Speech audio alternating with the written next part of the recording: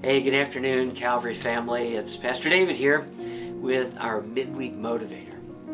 You know, lately here at Calvary, we've been thinking some big thoughts about God. And the wonderful thing is that all these thoughts directly relate to the holiday we're about to enjoy, Christmas. We put in focus some biblical ideas about the one true and living God who's in control over all history, both world and personal history, and who cares about all his creatures enough to respond when they pray to him. Get that? The God who created all people and things, who created all the billions of stars, set them in place, and gives them names, who alone determines the destinies of people and nations. This God also cares deeply and closely for each person. Well, you know, Christmas repeats that exact message and brings it down to earth in the most tangible way possible.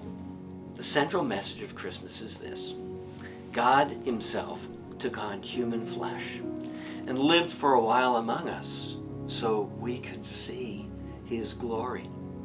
Now, this profound message is repeated right from the very beginning of the New Testament. In fact, in the very first book of the New Testament canon and the first chapter, Matthew introduces Jesus as God. You know the story, right? Joseph was engaged to a young virgin named Mary. But before they were ever married, it was discovered that Mary was pregnant. And Joseph, who did not want to in any way humiliate Mary, but at the same time wanted to honor the Lord by living according to the law, had decided that he would divorce her quietly. He was just going to spare her that public embarrassment. But while he was mulling that over in his heart and mind, an angel of the Lord appeared to him in a dream. And the angel said to him this: "Joseph, son of David, do not be afraid to take Mary home as your wife, because what is conceived in her is from the Holy Spirit. She will give birth to a son, and you are to give him the name Jesus, because he will save his people from their sins." Well, Joseph did exactly what the Lord told him to do. He took Mary as his wife, but he had no union with her until after the birth. And here's the clincher. Matthew explains the meaning of all this by quoting from the prophet Isaiah. And here's what it says. Matthew says, "All this took place to fulfill what was written by the prophet. Quote, the virgin will be with child and will give birth to a son, and you will call him Emmanuel," which means God with us. At the very moment of his birth, Jesus is introduced as Emmanuel, God with us. He is God come down to earth in human form.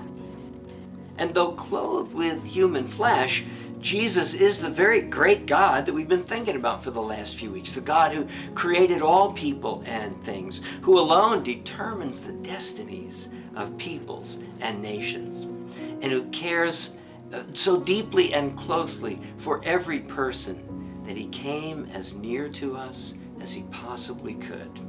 He took on human flesh. Now, when humans look at God, we can look full on him. Remember when God showed himself to Moses? How Moses was allowed to see only God's backside. And even then, he was stunned by what he saw. In Jesus, God chose to put on human flesh so that we could see him full on. Here's how Jesus put it. He said, "If you have seen me, you have seen the Father." And everybody who sees Jesus, who beholds Jesus with the eyes of faith, is struck with the glory that actually changes us from the inside out. So, God in the flesh, that's the full, essential meaning of Christmas. This great God we've been thinking about has come to be with us. And that's amazing. Maybe nobody said it more succinctly or clearly than the hymn writer Charles Wesley, who put it this way: "Veiled in flesh, the Godhead see. Hail the incarnate deity, pleased as man with men to dwell. Jesus, our Emmanuel.